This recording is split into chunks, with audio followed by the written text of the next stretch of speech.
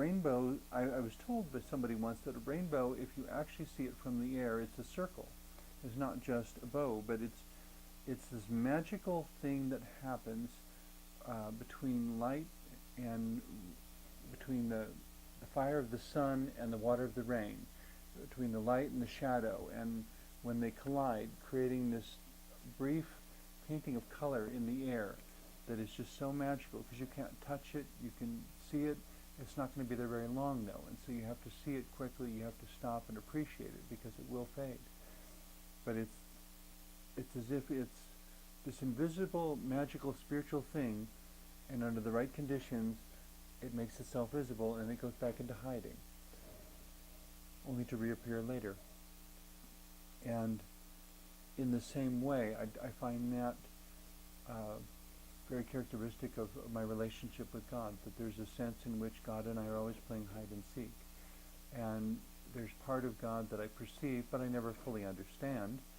And yet there's something about the very idea of God, of this mysterious, transcendent someone that is beyond my comprehension, that just always has me looking for more and laughing with delight whenever I do get a little glimpse.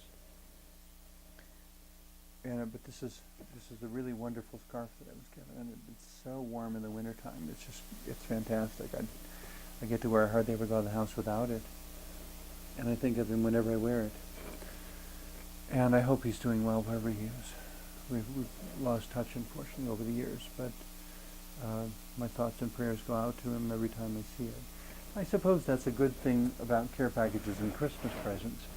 That when I say Christmas or holiday presents, I suppose, to me Christmas was always a commercial holiday. I never really thought of it as a Christian holiday.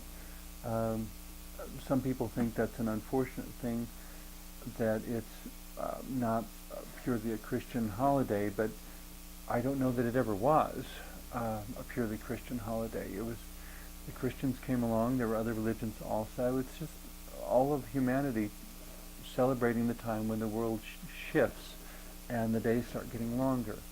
And that, so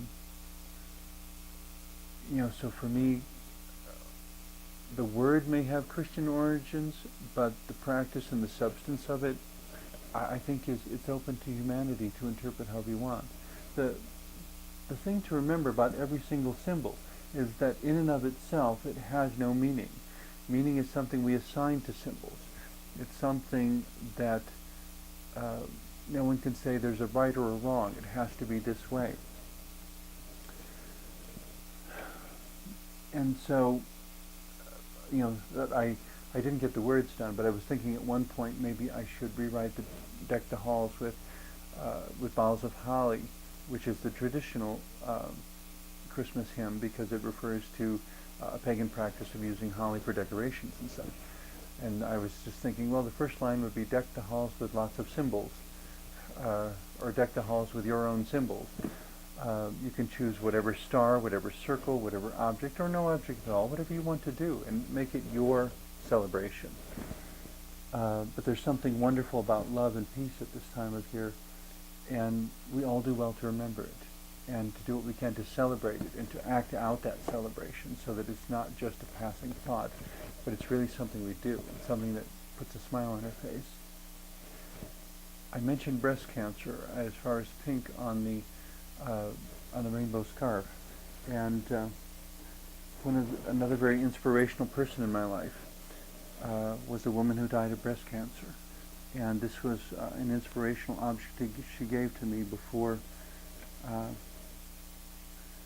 one of the later times that we got to see each other before she died, and said that it was an inspirational object that had been given to her many years before, and so I think of her every time I look at it.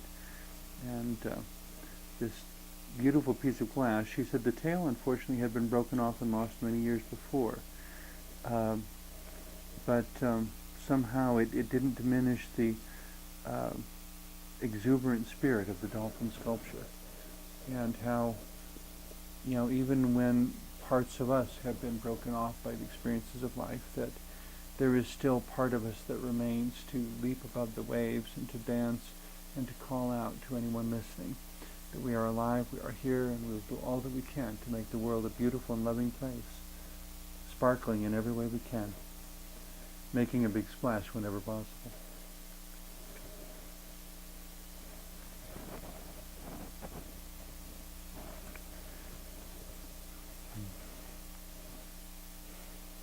See, what else do we...